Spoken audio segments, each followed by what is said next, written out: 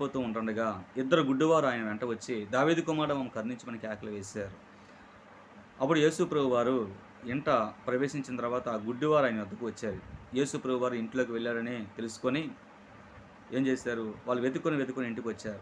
అప్పుడు యేసు, నేనిది చేయగలనని మీరు నమ్ముచున్నారా అని అడుగగా, వారు నమ్ముచున్నాం ప్రభువా అని ఆయనతో చెప్పిరి. అప్పుడాయన వారి కన్నులు ముట్టి, మీ నమ్మిక చొప్పున మీకు కలుగును గాక అని చెప్పినంతలో వారి కన్నులు తెరవబడెను. అప్పుడు యేసు ఇది ఎవరికీ తెలియకుండా చూచుకోండని ఖండితంగా ఆజ్ఞాపించాను. అయినను వారు వెళ్ళి ఆ దేశమంతటా ఆ కీర్తి ఆయన ప్రచురం చేసిరి. హల్లెలూయా. యేసు ప్రభువారు త్వరలో వెళ్ళిపోతూ ఉంటే ఇద్దరు గుడ్డివారు ప్రభువా నన్ను కరుణించమని కేకలు వేశారు. అప్పుడు యేసు ప్రభువారు మరి విన్నట్టుగా ఇంటికెళ్ళిపోయారు. అయినను యేసు ప్రభు ఇంట్లో ఉన్నారని తెలుసుకొని ఇంట్లోకొచ్చి ప్రభువా మమ్మల్ని కరుణించు నాయనా అని కేకలు వేస్తా ఉన్నారు. అప్పుడు యేసు ప్రభువారు అంటున్నారు, నేను మీ కళ్ళు తెరవగలనని మరి బాగు చేస్తానని నమ్ముతున్నారా అని చెప్పేసి అన్నారు. అవును ప్రభువా